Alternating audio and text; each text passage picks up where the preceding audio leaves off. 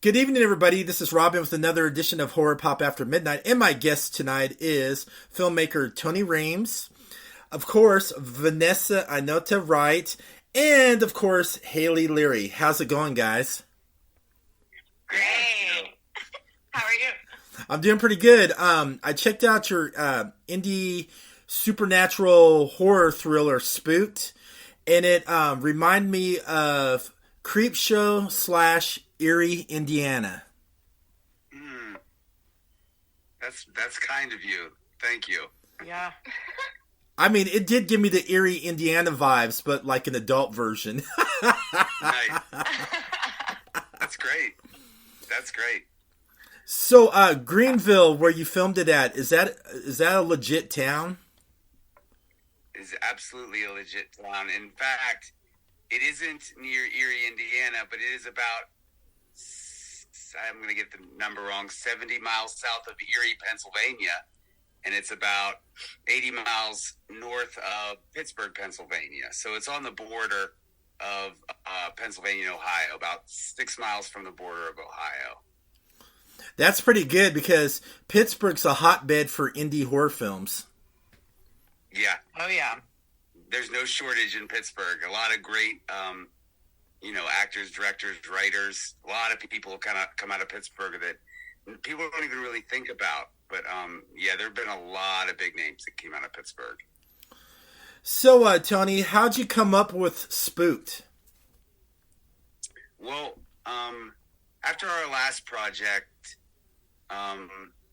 we were just looking at sort of what was on the horizon in terms of what people are into, what's working, where the horror genre was sort of looking into. And at the time, a lot of ghost stories, a lot of haunted house movies were doing really well. And we were kind of thinking, well, maybe that might be something to look at. And I was talking to Tori, who wrote Spooked, and I would just send him, true stories about Greenville, where I grew up. And, these are all like newspaper articles and, anecdotal stories that I would think up, that I would get half right, and just send him all this stuff. And he started looking into it, and he was like, wow, there's a lot of weird that happens in your town. And so from that, it just sort of grew into this story. And Haley and Vanessa have both been to Greenville, so I mean, they probably know some of the weird that happens in that town. Yeah, let's go to Haley, who plays Claire, who is a paranormal investigator. Before you jumped into that role, were you a strong believer of the paranormal and the supernatural? I respect things I don't understand. So for me, it was more or less like I have had friends that have had things happen to them, and I'm not a closed-minded person. I don't put labels on stuff I can't explain. So I'm always open to the possibility of another realm. You know what I mean? And plus, what Tony said, that whole town's like haunted was a lot of urban legends and stories. So when you were filming in that creepy house, did you witness anything paranormal while you were filming? While we were filming, no, not me personally. I can't attest for everyone else. I was having fun with our meters and stuff like that, and you'd see spikes on the meter, but like we said in the movie, we were forming a baseline. We had a lot of camera equipment, so it could have been something like that. At one point, we got one of our PAs. We were like, go in the house, and as soon as Tony found out we were trying to get in the house, he was like, do not go in the house. And that was the house in Pennsylvania. The house in Georgia, we were filming inside and everything like that. But that was across the street from a cemetery, so some stuff could have been wandered over. There's one thing that now that you've seen it, I don't know if you picked up on it. Hopefully you didn't, but the exterior of the house was in Pennsylvania, but we never filmed inside that house.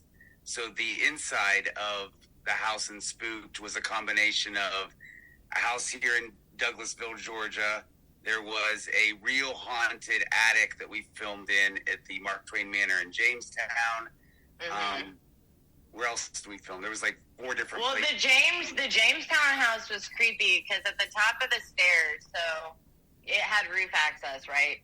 So sorry about my dog. At the top of the house, there was roof access, but it had this like Amityville thing going on. There was just flies everywhere. That you would have never guessed they were there. But as soon as you hit this like little bridgeway, it was just like, I don't know. You were like, yeah, we're making a horror film.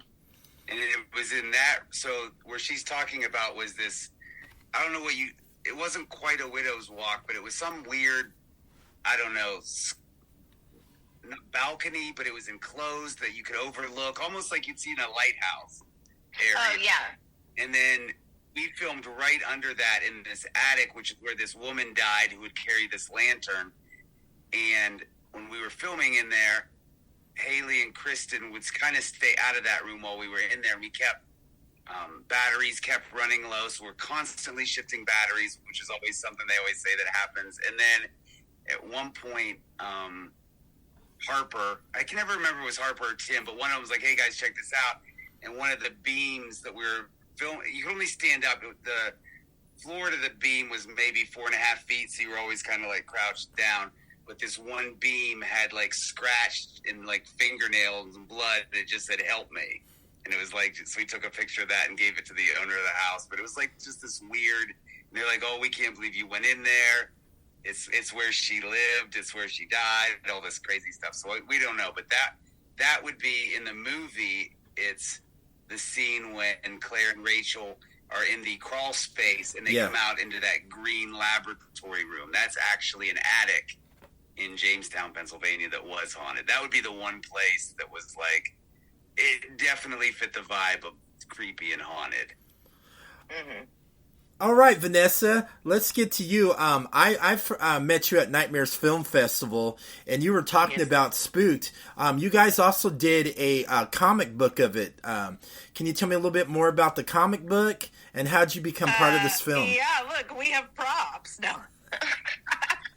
So, Tony had this brilliant idea of doing like a companion piece to the film. And he was like, oh, well, what do you think about, like, I don't know, getting some writers together and then kind of, putting together a comic book? And I was like, I love it. I don't know anyone that's done that. And I was thrilled that I got asked to write one of the stories. But, yeah, it's got 6 or 7 stories, I think, in it, if I'm not mistaken. And they're just all creepy, kind of small town. I mean, they don't specifically take place in Greenville, but they're all kind of like these Midwestern creepy legends. And yeah, I'm trying to think what else, yeah, this is going to be the awkward part where I've run out of words. Talk about the Stone Tower story, because you're from Ohio. Oh, yeah. Well, so that actually is a real place and a real story from where I grew up, but I set it in Pennsylvania to make it work for the comic book. But there used to be this, stone tower, in Ohio that the kids would, dare each other to go into. And the legend is, back in the 60s, 2 teenagers actually died in there. They were struck, by lightning. And so the legend was, if you went in there during, a storm and the lightning would flash, you would see their shadows. And so, of course, it's sealed now. You can't go there, which is a shame, because I would love to go back and, But we did go as teenagers, and unfortunately, all I can say is that it just smelled like pee and old beer. And nothing creepy ever happened in there. I think teenagers just went in there to, make out and whatnot. Whatnot, huh? Yeah. Now, the story Tony, in the comic end's a little bit more creepy. Now, Tony, one of my favorite shots in the film Spooked, I love the pan zoom shot of the scene where you see the young man hanging himself off the tree. That was a perfect pan shot. That was beautifully shot, and I was just like, whoa, that was one hell of a shot where you see the young kid hanging himself like that. That was like, that was very creepy. And I felt that zoom shot was like a character in the film explaining what was going on with the kid in the tree. Oh, very cool. That was, his name was Jace, and we met him that day. So a friend of ours his mom owned that church, which is actually over in Alabama, because I was looking for a big old tree that we could, quote, hang someone from. And Joey hooked that up through his mother, and they own that church. So we went over there, and he's like, my brother he's about the right look and size for what you're looking for Ben Tanner, who would be Claire's best friend. And so we get over there, and I had talked to Jason Thompson, he's the one that hooked up the rigging for hanging him safely. And we had this whole get up, and I'll put it on the Blu-ray, the bloopers. But what's actually happening in that scene is Jace is standing on Jason's back. Okay. And then on the count of 3, Jason drops to the ground, and that's where you get that like of it hanging effect. And then we just comped out Jason, but we did it twice, because the one you see in the film is actually the first take, and I just wanted to see if we could do it a little better. On the second take, the rigging snapped, and he fell like right on top of Jason. Damn. And yeah, like hard. And so thank God everyone was safe. I can laugh about it now, but like, oh my gosh, it's one of the funniest outtakes, because you can just hear like the wind get knocked out of Jason as he hits him, and he's like, whoa, and it's like, and I immediately was like, is everyone okay? And Jason and Jace were like, yeah, we're good. And I was like, cool. I think we got it. And so that was that. We did it in 2 shots. We had to drive over. Nick and I drove over there one night. I think it was like an hour and a half drive each way. We were over there for maybe an hour to get that shot, and that was it. Just that one time. Now, and then he showed up at Days of the Dead. I don't know, Haley, did you get a picture with Jace? Did you get to see him? Oh yeah, I have a picture with him. It was kind of cute because what's his brother's name? Joey. Yeah. He was like, "Can I get a picture of you with your best friend?" And I was like, "Yeah, man." They were both very sweet. Yeah. So did you go up to him and go, "Yes, we're best friends"? No. I screamed because I thought he was dead, and then it was the whole thing. I don't know what movies are. I thought it was real. Yeah, it was surreal for me. But yeah. And the story about Ben Tanner, I won't go into too many of the details. No spoilers, but yeah. Yeah, this isn't even about the film. Okay. So Ben Tanner's story is actually based on 2 stories that we sort of combined in the movie that happened to us in the small town. We had a lot of, like, we have what I would say is an abnormal amount of death in the town. So I had a lot of friends that I went to school with that were either killed by suicide or killed tragically way too young. And these two in particular, both of them, I'll never forget. One of them, I was told the story at a Dairy Queen, like the night after it happened, and the other I was told down at the corner market right after it happened. And both of them were eerily prescient in how I don't know. It just felt so cold and visceral when they were telling this story of like why these 2 people did that, committed suicide, and how sad and lonely it was. It was just such a sad and lonely thing as it was being described to me, of these 2 people in their last moments of their life. And it was like, I just, my heart broke, because it was like, wow, I couldn't imagine being more alone in that moment. That was the whole thing about why Ben would hang himself in front of his church, and why it would be like, I wanted it to be the most desolate, lonely place you could do that, but still in a place where most people find faith and hope. So that was sort of like why we shot it in front of a church. But it was just, I don't know. I'm sure everyone has stories like that of their childhood, but I'll never forget those 2 stories. And I was like, so when we came up with the idea for why Claire would hold that house in a sort of different perspective from everyone else, that Ben Tanner, his name, no one's name is Ben Tanner. Tori made that name up, but that story was what sort of resonated with me when I was like, we got to show, because originally we didn't have the scene with Ben. She was just describing it, and I was like, I think we need to really show that, because if there's a way to show that, the heartbreak of Claire, the loneliness of Ben, the eyes being dead, that was just something that was important to me. So I appreciate you calling that out. Yeah. Hey, I'm glad, because it kind of felt like that, because when I was in school, I had a few friends that committed suicide too. So it kind of impacted me when I felt that scene with that shot. I was like, holy crap, that's bringing back, high school memories, which really affect me. Now, Haley, there was one scene in the film where you as Claire you were protecting yourself from crazy Flora, where you put the whole salt around you and you were laying there like real stiff, like paralyzed. So how much preparation did you do for that scene? It seemed like you were like really in pain when you were like in that paralyzing position. Oh yeah. So I've never experienced. There's a lot of people that experience like sleep paralysis and stuff like that. I think the closest I have come to that is kind of like I've been woken up in that falling feeling where you catch yourself and stuff like that. But I have insomnia and panic attacks and depression and stuff like that. So that in and of itself is a paralyzing feeling.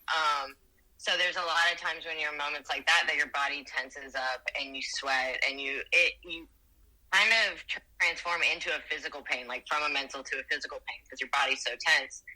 So for me, it was just more or less muscle memory at that point, if I'm being honest, is like, okay, in these moments, what parts of my body can I throw in there? Because as an actor, like doing the emotional stuff is fun. That's what we live for, but it can get exhausting. So you have to start kind of locking in these muscle memory things that you can do that aren't as emotionally like exhausting. Hey, that works for me. That was a good question. Good question. I appreciate it. Hey, exactly. When someone sends me a film, I like to look at everything from the pan shots to the certain scenes that people miss. I'm just a film lover. Now, Vanessa. I love it. Yeah. Now, Vanessa. Let's talk about that creepy Amish doll. Yes. Oh, okay. So, actually, I feel like you guys would probably speak to this better. So, the doll, who we've lovingly called ODB for Odell Byler, actually, we had these made. These are really cool. We have like little Funko Pops of him. Oh, sweet. Yeah. And Kristen would call him Old Dirty Bastard.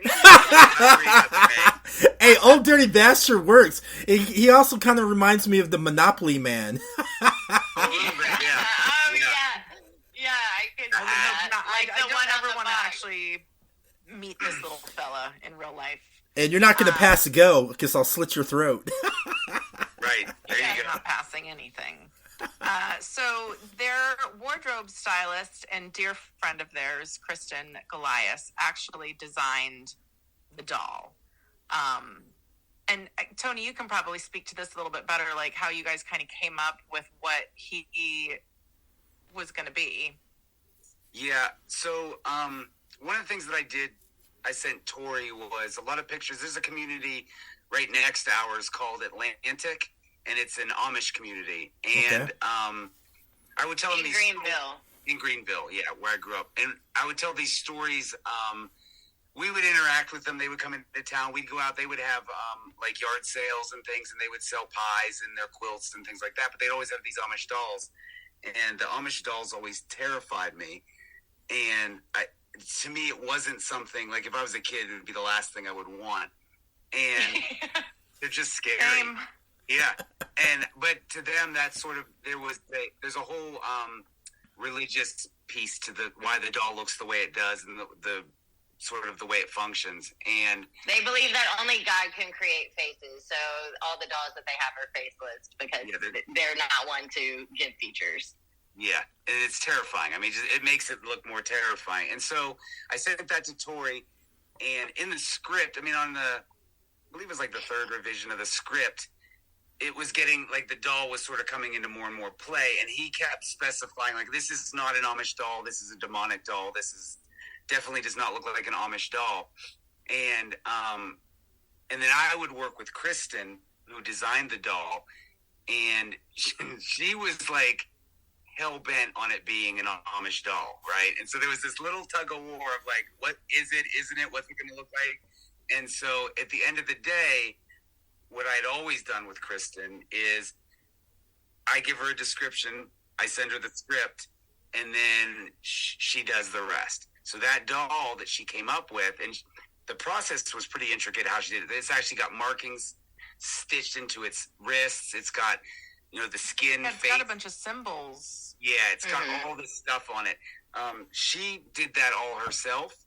And she came back and was like, what do you think about this? And I was like, that's the doll. And she's like, I've named him Old Dirty Bastard.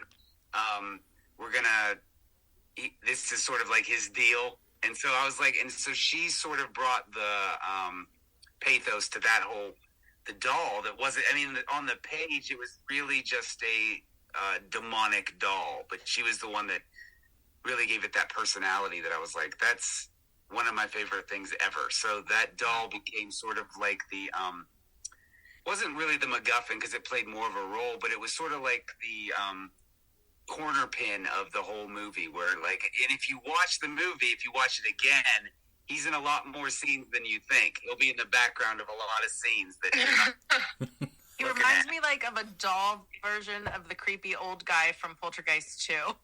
Oh, hell yeah. Yeah. Right? Like he's...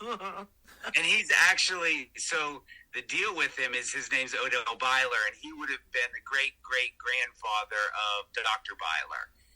And in the next movie of Spookt, if we can get that one going, you'll actually get to meet Dr. Byler's dad and Odell Byler's son, who probably is the worst of the worst. So, little heads up. And more of ODB. He's definitely coming back. Oh, yeah, he's back. That's pretty cool how you got Eric Roberts is Dr. Byler. He nailed that role. He kind of reminded me of watching one of those creepy doctors on a midnight theater. And yeah. He does some interesting roles. I'll tell you an interesting Eric Roberts story. I met Eric Roberts at a convention, I thought it was cool. And I went up to Eric's like, do you think I can get a picture? He's like, yeah, come behind the table. And I go, where do you want me to stand? He goes, just sit on my lap. So I sat on Eric Roberts' lap, and he put his arm around me, and I felt so awkward sitting on Eric. I'll send you guys. That doesn't surprise me at all. That tracks. And I'll send you guys so much. Yeah, I'll send you guys a picture. You'll be laughing. It just felt weird. I was like, why am I sitting on Eric Roberts' lap? I love that. Yeah. He's fascinating. The guy is fascinating for sure. And then one of my favorite shots in the movie was with Claire. You see her like right by the house, and it's like you see the camera zooming in. You feel like you're zooming in with the camera of Claire. And then when Claire gets sucked right into the darkness, that scene reminded me of the scene from Phantasm where the tall man was above, the young kid's bed. It kind of it gave me that phantasmic moment where she just got sucked into the dark. Nice. That was so that was actually the second try of that. We actually reshot that because it just didn't look quite right the first time we did it. So the second time we built a rig to do it, which that's actually Haley's boyfriend Pat, who is playing Dr. Byler in that shot, yanking her into the void, and that's all real. There's no real trickery to that. There wasn't. We just shot that at. Yeah, that was all practical. Yeah, we shot that at 9 frames a second to kind of give it this weird Evil Dead, And it just shows you sometimes practical works. Because the first time we did it, we used wires. So sometimes go old school, baby. Yeah, we just took it super old school. It's actually Haley sitting on a stool which you can't really tell. She's sitting on a stool, and Pat's It behind her. broke. The thing broke. Oh, and we yeah, were like, that's we're right. done. I guess we have it. Yeah, that'll go in the bloopers. And everybody's like, Yeah. Yeah. That's the cool thing why I loved about this film, because it was all practical effects, which I love. There's nothing wrong putting a little CGI, but I'm more a practical effect kind of guy. And What do you mean? I legit got sucked into a void, dude. That was the void is real. Yeah, the void is real.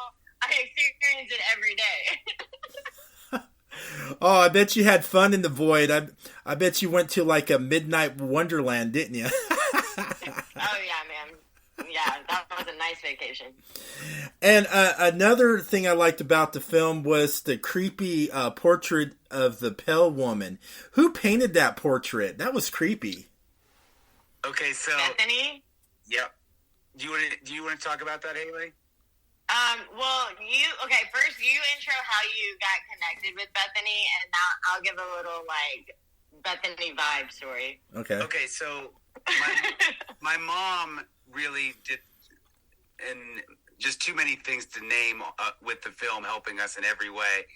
And there came a time where we wanted to, because the Pale Woman, that's based on a real urban legend. It's either called the Pale Woman, the Witch of Bile Hill, the Lady with the Lantern. There's all kinds of. It's the same story, and so every time you would see, representations of her, there was nothing that was ever really clear.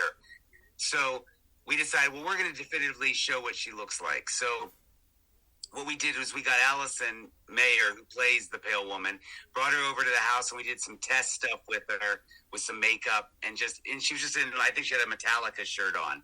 And we took some pictures, and we sent that I sent it to my mom, and I was like, there's a couple painters in Greenville that are very famous, like some big time painters.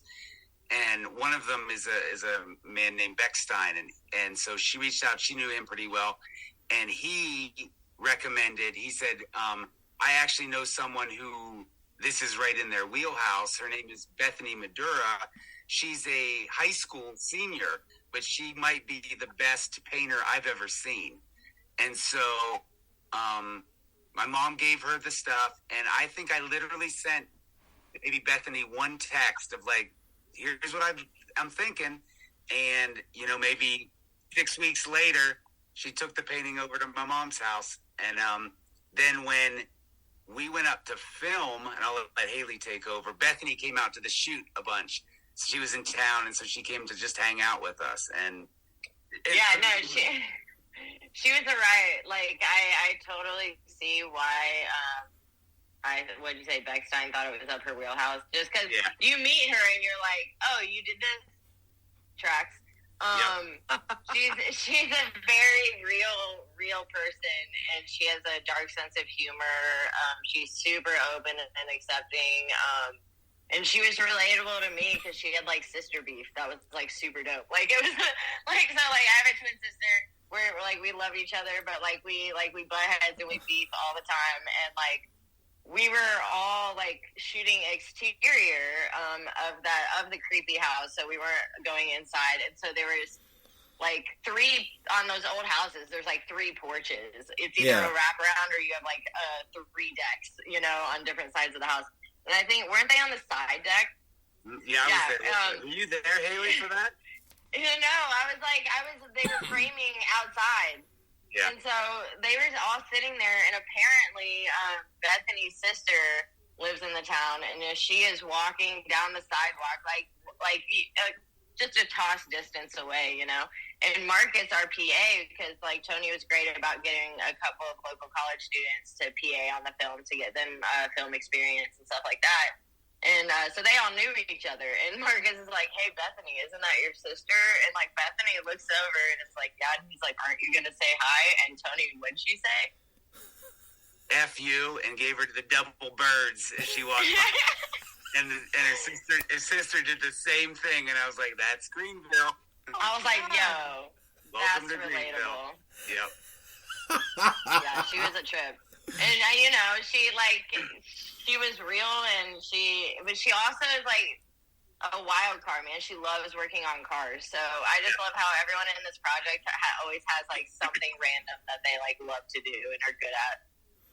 It was great. Yeah.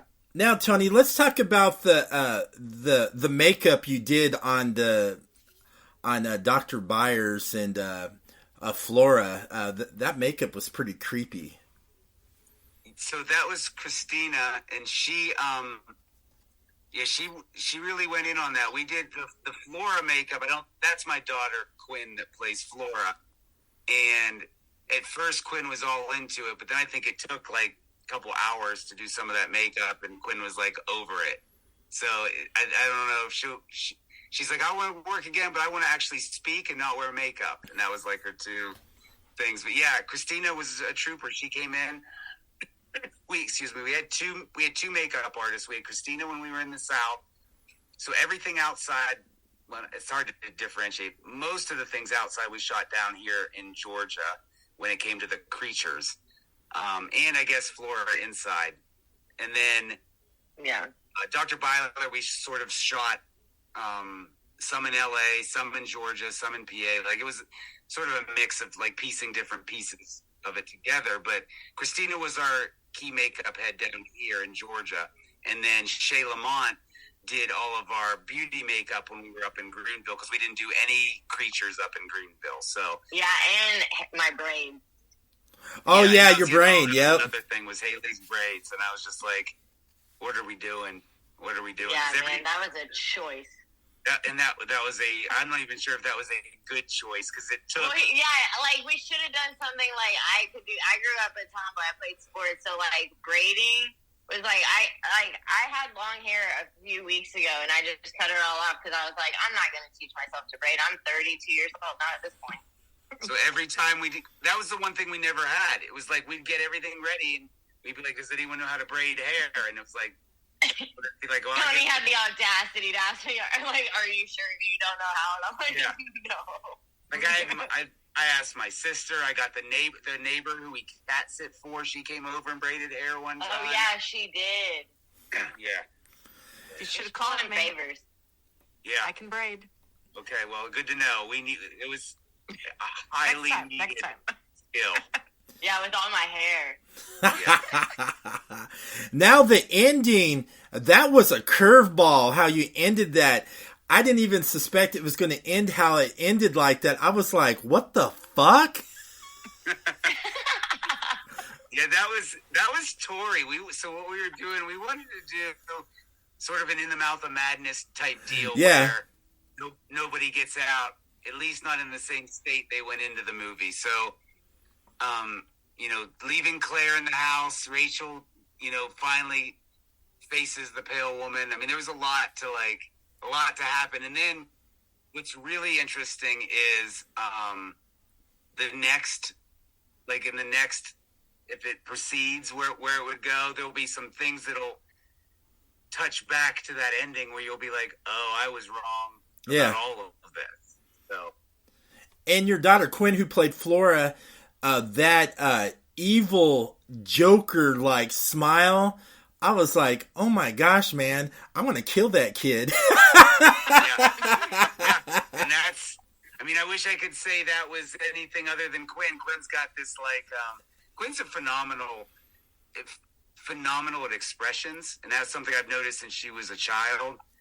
And I was like, I was really lucky there because, they say don't work with kids, but Quinn was easier on set than she is at home. You know what I mean? Sometimes it's like I think it's easier to project or pretend to be something else when it's, it's sort of like there's no stakes. It's like, all right, Quinn, I need you to give the most sinister smile. I need you to wave the doll as you're getting, and think about this. And I think that was real fun for her to be able to process all of these sort of complex emotions, but just do them with your face. Mm-hmm. And, she's got a real skill. Plus, she really looks up to Haley. And so I would see her mimicking some of stuff that Haley would do. So also, your kids are great. Like, they're not the average kids. Like, don't work with kids. Like, your kids are old souls. They're so funny. Like, they're just cool. Like, whenever we go up there, I'm like, God, I hope they're coming out to eat with us. Like, they're just to be around. Yeah. I always love catching up with Evan. Like, it took me so long to bridge that gap. Like, Evan was very quiet. They were always in a book and reading and stuff. So I'd always walk up to them and try and, ask questions about the book. And, like, they knew I hadn't read the book. And finally, I think it was when we did Playtimes over, Tony said that they were coming by with some, like, merch and stuff like that, and, like, there was a knock at the door, and I opened it, and Evan was there by themselves, and I was like, heck yeah. Like, we bridged the gap. They came up to the door alone. And they've also been around this, I mean, since they were teeny tiny, because, Tony, you've been in everything. Yeah, Evan and I have been making films since Evan was 2.5, and so there was no fear of the camera for Evan. Now, Quinn is different. Quinn is very much, where Evan is more, I would say, technical behind the camera, editing, things like that. Quinn is more of a free spirit. She's an artist. She likes to draw a lot. But sort of getting her in front of the camera, that was a new thing. So Spookt, I mean, she'd done it before, but it wasn't to the degree of a Flora character where I was like, okay, you're going to really, I said, here's the thing, you're going to really pay attention and listen because, we don't have a lot of time and we definitely don't have any money. So it's like, we got to really get this thing going. So, but Quinn was great in terms of really just being part of the team, which always concerns me because it's like, oh, Dad, she's just not going to listen to me when we're out there. But she was great because it, like, translated into, like, a short we did with Vanessa, Sweaty Leary. She got to act, say lines, and not have makeup on, and loved it. And, like, Jason Thompson was telling me how impressed he was with her deliveries and stuff like that. And I was like, yeah, it's because Quinn's a badass. Like, yeah. And that's Quinn's wheelhouse. Like, if she can be that sort of snarky, sardonic, witty, like, that's Quinn all day. So, like, when Vanessa wrote that for her, it was just a perfect, like, because it had lines that didn't have gore makeup. She was ecstatic. Yeah. Yay, Vanessa. Yeah, for sure. Now, Haley, you were in The Walking Dead. How fucking cool was that? Oh man, I think if you're an Atlanta actor, it's on your list, or it was, but it was one of those things, like, I auditioned for it, and then I didn't hear about it for 2 months. I will say, as far as, like, bigger sets and productions, it was probably, like, as welcoming as those can be. Like, that was one of the most welcoming sets on that type of scale that I've been a part of, Our director was David Boyd for my episode. He was directing my unit because we were the Alpha unit. There's Alpha and a Beta unit. And David Boyd was cinematographer on Galaxy Quest and Bubble Boy. And, like, nice. Both of those films, like, I just, me like, too. So, yeah, like, I went up to him and I was like, hey, man, so, Galaxy Quest? And he was like, Galaxy Quest. And I was like, yeah, dude. Like, and, like, they give you a lot of, like, freedom on that. So, like, on your death scenes, right? Like, you always want those to be good. He legit just kind of walks up to us in the woods, crouches down. He's like, all right, so we're about to get your close-ups on this. Have fun. And we were like, no direction. He's like, let's see what you got. And, like, afterwards, he just celebrated you. He was like, that was awesome. Like, it's definitely going to be in the thing or whatever. And I actually, like, worked with Norman Reedus then, and then, like, a few months later on a music video. And we kind of, got to talk and have stayed connected through, like, Instagram and messaging each other and stuff like that. So they're all super collaborative and just want to make weird shit. So it was one of those where I was like, oh, this is like, they're all like us, but they're just, like, getting paid more. These are the goals. Exactly. And in another film you were in, which I enjoyed, I had the filmmaker on my podcast and some of the actors for the upcoming film Virginia Bitches. You were part of Bad Candy. Man, that movie fucking rocked, man. And I'm surprised he didn't bring you on to Virginia Bitches, because I can see you as one of the band members from Virginia Bitches. Oh, yeah, everyone has the reason seasons in film for doing stuff. I was stoked to get the experience from Bad Candy as an actor. Any type of role is just kind of building your repertoire and your resume. And for me to be able to tackle a scene that required necrophilia is kind of, you know, that's one of those that you didn't know was something that you were like, that might be a challenge for me in my film career. But it showed itself, and we conquered it, and we did the thing, and it was my counterpart, the dead body, John, in that set was super professional. I felt safe and stuff like that.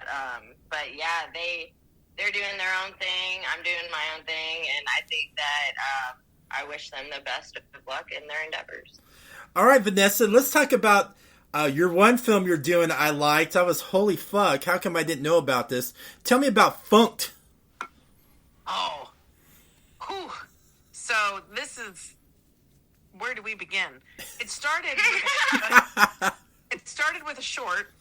I had written a short screenplay called Sister Mary Murphy, Vampire Slayer. I remember that, yeah. And it was doing really well, and I was like, God, this would be really fun to do, but I kind of met a point where I'm like, I don't really want to do short films anymore. Like, I'm ready to take that next step and do something bigger and let the world see it. So I was kind of talking to Tony a little bit about, like, how do we, I don't know if there's enough story with this to, like, expand into a feature, but maybe there are some other stories we can kind of somehow figure out. And I happened to be listening to, I don't know, Flea from the Red Hot Chili Peppers was talking about musical influences and stuff, and he happened to mention, you know, Parliament and Dr. Funkenstein, and I was like, oh my God, like, I forgot all about that. Like, what a crazy, wild album. And I kind of looked it up because I was like, God, it would make a great, you know, make a great story, and there really wasn't one. So I called Tony, and I was like, so I have this idea. What if we put a few stories together, you know, and kind of made them work, but we base it all in, like, 70s funk music? And he was like, yeah, I'm in, I'm sold. So we literally have written a story that all of these intersecting tales are really kind of inspired by those original Universal Monster tales. Nice. And they all kind of cross paths in 1976 in Atlanta. And it's called We're Funked. We've got vampires, we've got werewolves, we've got the one that we're doing, Dr. Funkenstein as a proof of concept. And that is a Frankenstein style story that actually stars Haley.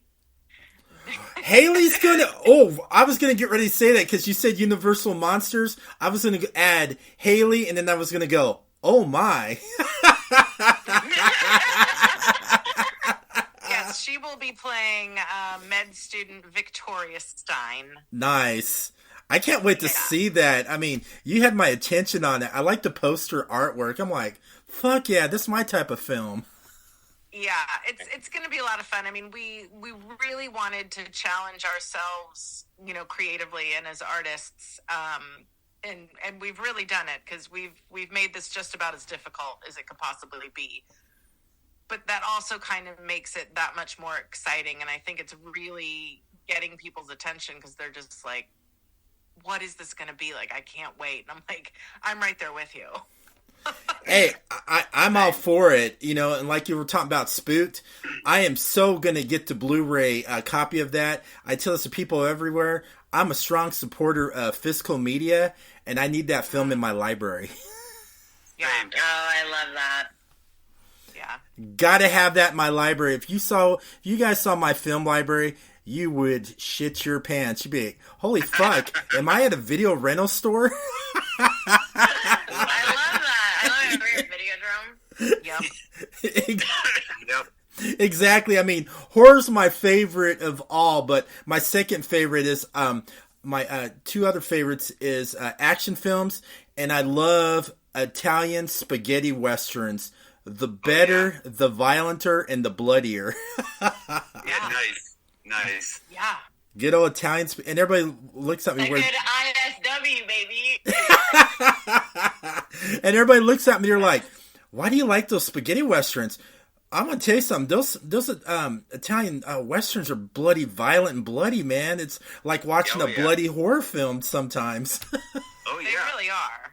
Yeah, I'm like, okay. They're so over the top. Yes. In a good way. And then another question I always ask my guests on the show is, I'm going to ask all three of you guys, when you guys are not filmmaking, writing, or doing all that great stuff, do you guys have that nerdy, geeky passion you like to indulge in when you're not working on set? Yeah. yeah. I mean, when I will watch all sorts of movies. The weirder, the better. Like, I just want to watch everything that I can. And I read a lot of books. Yeah, mine, I don't, I watch movies a good bit, but I'm really into hip-hop music, so I'm always listening to hip-hop 24/7. That's my safe place. That's where that's where I live. I like listening to classical piano music while I cook. That's a lie. What? That's new. That's new. New information. That's a new piece of information. Hey, I like that. Yeah. So when I was a kid, I would put on. I had a CD of piano music that our family friend had recorded himself doing, and for some reason, like if there are nights where like my thoughts are like racing super hard, I put on piano music. If I'm cooking, I like just like instrumental, like vibey, like jazzy pianos. I don't like because I'm preparing colors. I'm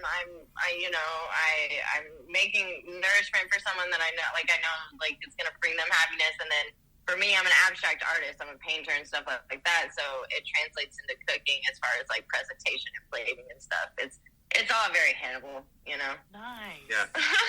Hey, here it is. We got an exclusive what Haley likes. Classical music, cooking, and abstract painting. And then, Tony, how you are like hip-hop music. I was pitching you listening to that Snoop Dogg song, Gin and Juice, and I can just see you going in the background going, laid back. Yeah. Hey, I can tell. I love Snoop Dogg. I mean, we real quick, a funny story about. So when we were in college, when his first album came out, I remember that.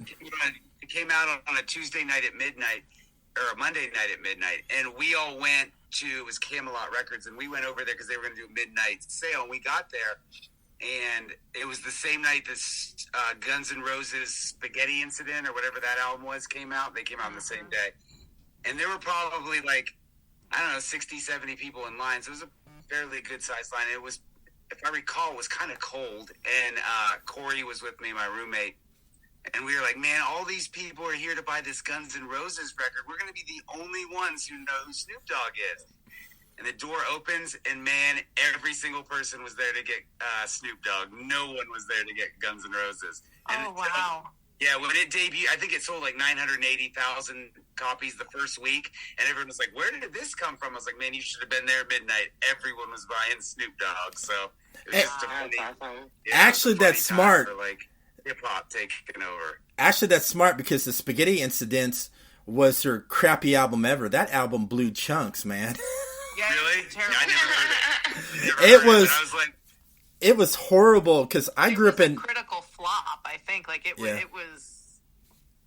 And no one was checking for it on opening night. I'll tell you that much. Yeah, because I grew up out in L.A. around the music scene and all that. I grew up around the punk scene. I was a little punker skater boy, but yeah, we remembered that, you know, by Tower Records and stuff, the Spaghetti Incident, and it's like, oh, that music's gonna blow, and it really blew. So They had all called it. They had all this promo too. Like, you went in the store and they had all these stand-ups and posters and everything for Guns N' Roses. And man, everyone bolted for the Snoop Dogg section. I know. Dude, there's so much stuff that gets promo, and I'm just like, oh, nice, they have money. That's cool. Yep. All right, so where can everybody find you guys on social media to see what you guys are doing next? Who's gonna go first? Haley. You can find me at it's my first and last name. It's HALEY _LEARY, and that's on Instagram. I do have a TikTok, but I haven't been on it in forever. I don't know. It's intimidating to me. But yeah, you can find me on Instagram, like the other adults. And you, Vanessa? Go ahead, Vanessa. I'm also on Instagram. I'm also on Facebook because of my age. I'm on Facebook too. What? You're not on MySpace? I was kidding. Remember MySpace? We were. I'm sure we were. Yeah, I remember. Spent all that time cultivating. I think Facebook should have the feature when you go to my profile. I should be able to have a song playing. Go for it, though. Yeah. Right. Yeah. I mean, I'm easy to find. You can search my name. If you go to renegadefilmfest.com, Renegade Film. No, but on Instagram, you're creepy. You got to spell it out. Yeah, I really should change that because that is the dumbest way to spell something and nobody can ever find me. You can search me by my name, though, right? I'm Creepy Girl, I think but so. It's with a K and two R's. It's a mess. There's a silent Q. Yeah. And you, Tony? I'm on Instagram and Facebook. It's just my name. There's actually two of us out there. There's a far smarter, far better looking Tony Reames out there who's a professor. And I would recommend, if anything, if you go and search on my name and you find him, I would probably follow him. He's just stop there. Just stop there. You're doing fine. Yeah, he's good. He's Real smart. Tony Reames. Yeah, he's smart. He's got a game plan. Like, the dude is out there making real changes to the environment. Like, salute that Tony Reames. So one last question. Tony Reames. yeah, well, I can't speak for what that Tony Reames likes, but if you're into hip hop, search me out. We can talk. One last question before we get on with Haley. I know a good TikTok video you should do. You should do a TikTok video where Schroeder's playing the Peanuts theme song while you're cooking. See, there we go. There you go. There we go. All right. I'm back, baby. TikTok ain't got shit on me. Let's see it. I can still see it. That I can picture the Peanuts theme song, and she's just sitting there cooking away, getting into it. Yeah. I want to see that. Yeah. Just something with extra sauce, man. And then she could be wearing the famous yellow Charlie Brown shirt with the black wavy line. Yeah. Oh, yeah. Yeah, man. I have the Charlie Brown. Actually, it's packed up in front of me. I have the Charlie Brown Christmas tree. That's like the only tree I had this year. Nice. That check. You guys, thank you so much for coming on. You guys were a blast. Thank you. Yeah, Thanks for having us. This was awesome. Yes, and everybody, thank you for listening to Horror Pop After Midnight. Have a great evening.